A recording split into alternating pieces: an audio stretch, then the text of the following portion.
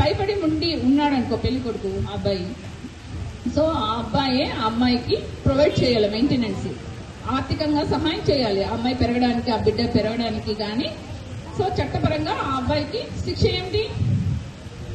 ఆ అమ్మాయిని ఆర్థికంగా సహాయం చేయడమే కాకుండా, బిడ్డకి సహాయం చేయడం కాకుండా, ఇలాంటివన్నీ ప్రతి నెల ఆ అబ్బాయి ఆ అమ్మాయికి బ్రతకడానికి తగ్గట్టుగా సహాయం చేయాలి, ఆర్థిక సహాయం చేయాలి. సో అలా ప్రతి నెల చేయాల్సింది. అలా కాని పక్షంలో ఇప్పుడు ఆ అబ్బాయికి ఉద్యోగం లేదనుకో, ఆ అబ్బాయి వాళ్ళ పేరెంట్స్ ఖచ్చితంగా ఇవ్వాల్సింది వస్తుంది. ఆ అబ్బాయికి ఎటువంటి ఆర్థిక సహాయం లేదు అంటే ఆ అబ్బాయి యొక్క పేరెంట్స్ తన కోడలి అయిన స్థానంలో ఉన్న అమ్మాయికి ఆర్థిక సహాయం చేసి ఆ అమ్మాయి జీవితంలో భవిష్యత్తులో ముందుకెళ్ళడానికి ఖచ్చితంగా సహాయం చేయాలి. అందుకని చట్టం ఈ నిర్ణయం కూడా తీసుకోవడం జరిగింది, ఆ అమ్మాయి భవిష్యత్తుని దృష్టిలో పెట్టుకొని. సో అందువల్ల ఆ అమ్మాయి ఆర్థికంగా కోలుకోవడం వల్ల ఆ అమ్మాయి భవిష్యత్తు గురించి ఆలోచించగలుగుతుంది.